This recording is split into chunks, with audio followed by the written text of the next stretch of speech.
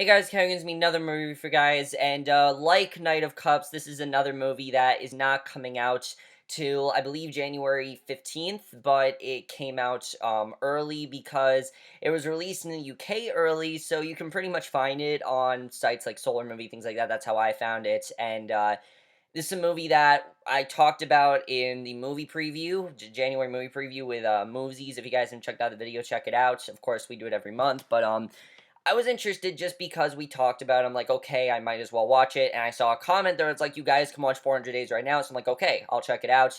And that's what I'm reviewing is 400 Days. Now, I didn't really know much about this movie going into it. I knew the cast, and from what I heard, it did not sound very promising. I really did not expect much from this movie.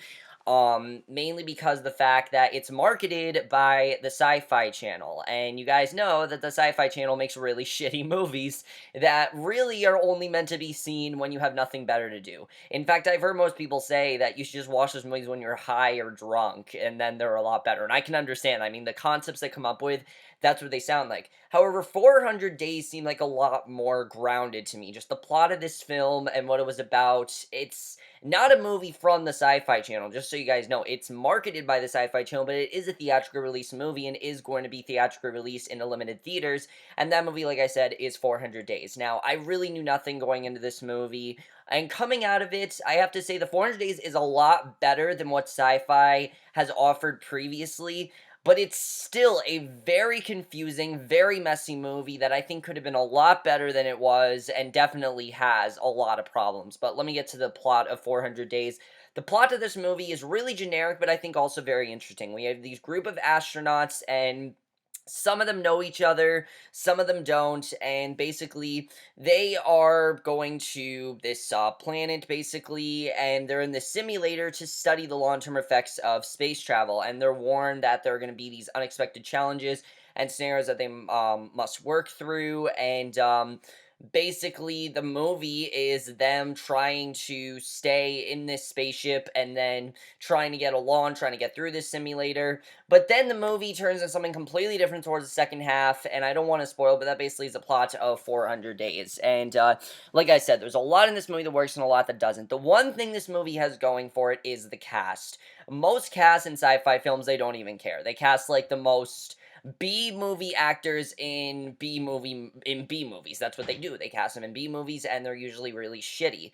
This cast, however, a lot of them are very well known, and a lot of them have given good performances in the past, and that's one of the only things that made me interested in this.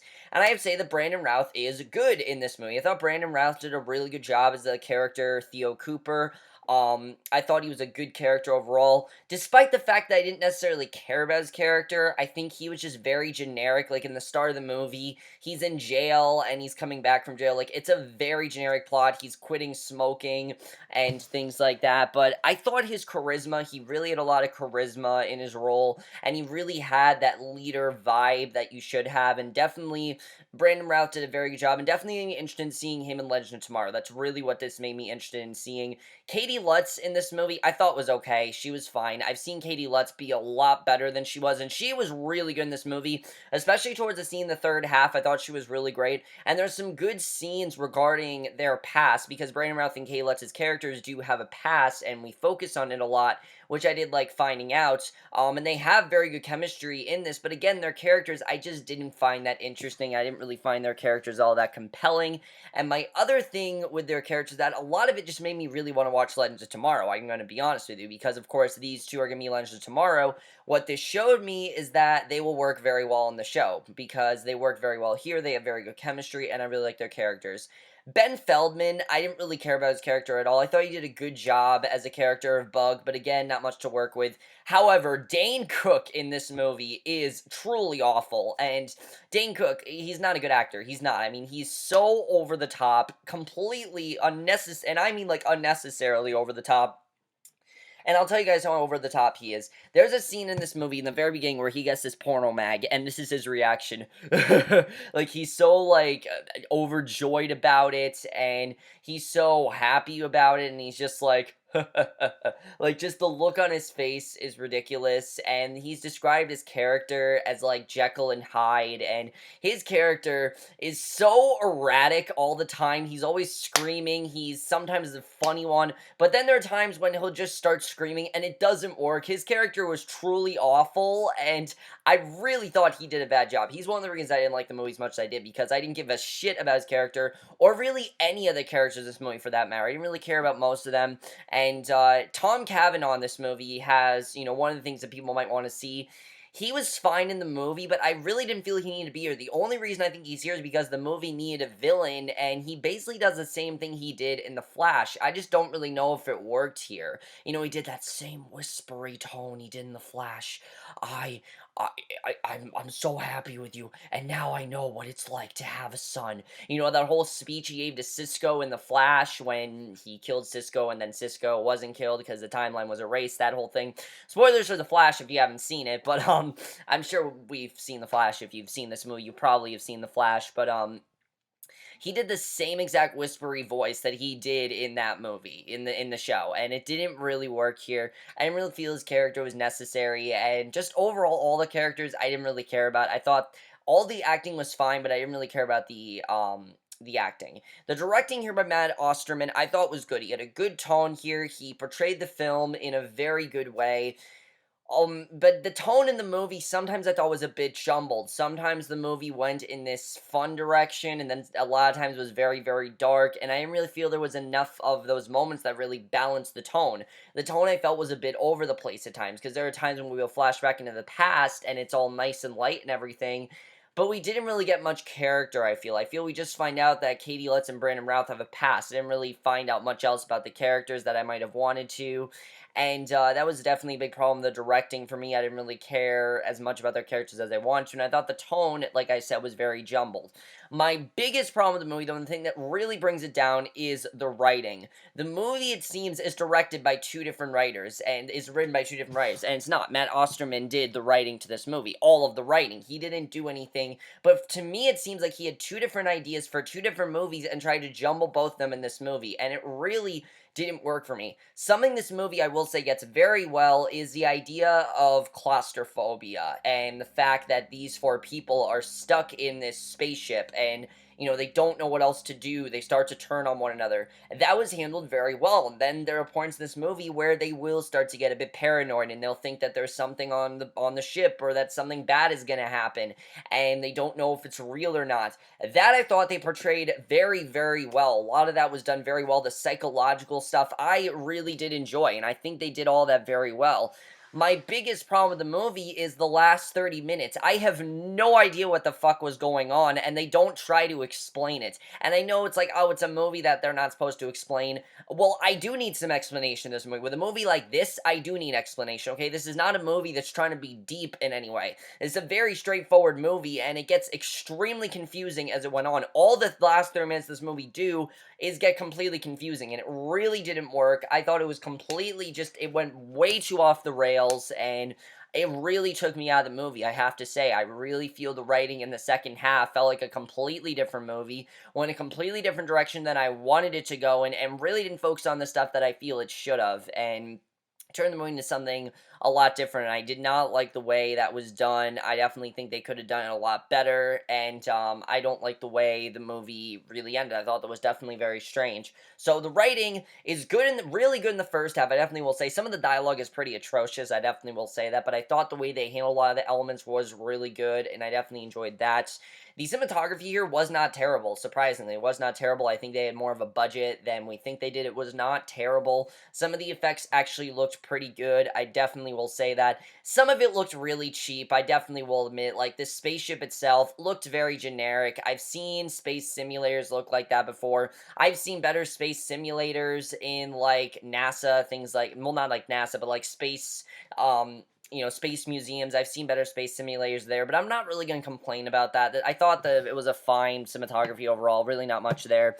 The score is good in this movie, but it overpowers the film to the point where there were times where I could not hear the dialogue. Like, the dialogue is so quiet. There will be times when the score is very, very loud and the characters will be speaking like this and I can't hear what they're saying. Literally, I had to turn my volume up was up all the way. I had nothing going on. There was nothing interfering. I put in earbuds. I still could not hear what the hell these characters were saying. A lot of the dialogue is very broken, and that really brought the movie down for me. I mean, when you're making a movie, one of the most important things to do is to make sure you know what the characters are saying. And there were times in this movie where I didn't know what the characters were saying. You know what other movie I had a problem with that did that?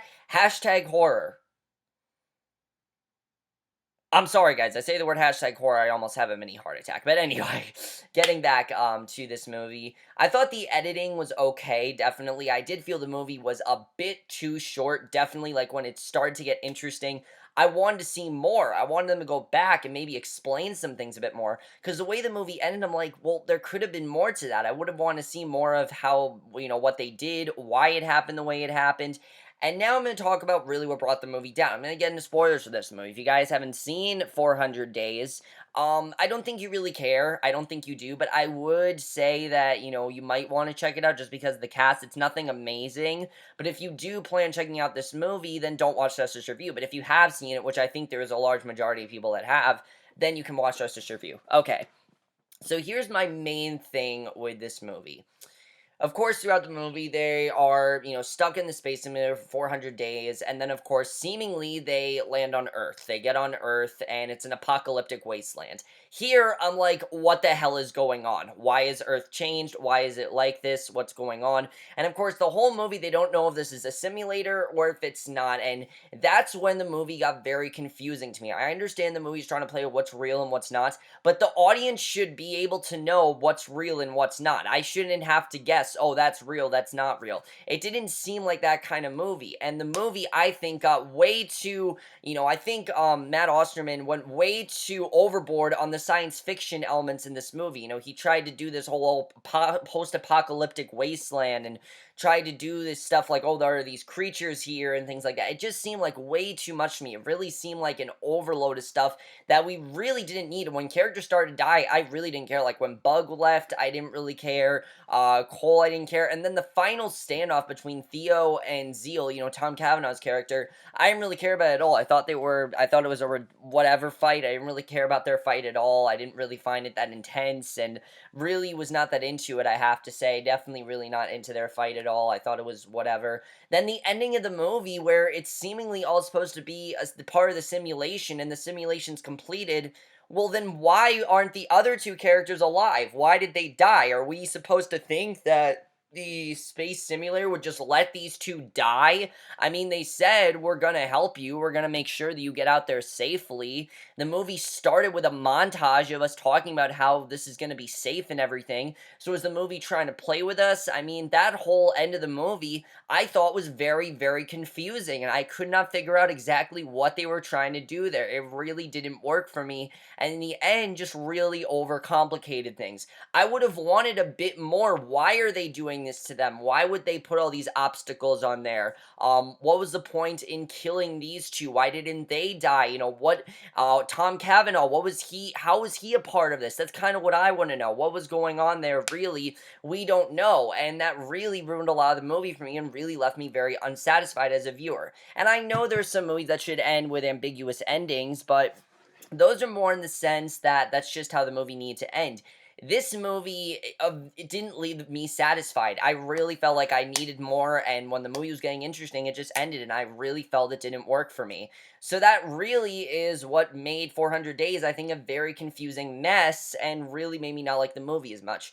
So overall, guys, 400 Days, it has a really interesting first half. I definitely will say that, even though it has a very bad performance from Dane Cook. Really bad performance. Don't cast Dane Cook in movies anymore. I don't like him. I don't think he's a good actor. I think can be a funny guy, but when you cast him in a serious movie, not gonna work. Just not gonna work. But overall, guys, 400 Days, I did not hate this movie, but it really did overcomplicate things and made things a lot less and made things a lot more complicated than it needed to be, and also really was not that interesting, I have to say. I didn't really care about the characters. Like I said, I didn't care about their safety. So overall, guys, I'm gonna give 400 Days a 2.5 out of 5 or a C minus. It's not a horrible movie, but it basically is your typical January movie. It's nothing amazing. It's not horrible, but it's nothing amazing, and it's definitely nothing that I'll ever talk about again. It's not gonna be on our worst list or anything, but it's nothing I'll ever talk about again. So overall, guys, if you've seen 400 Days, let me know what you guys thought of this movie. You have seen it. We'll see you guys in my next video, which will be for, I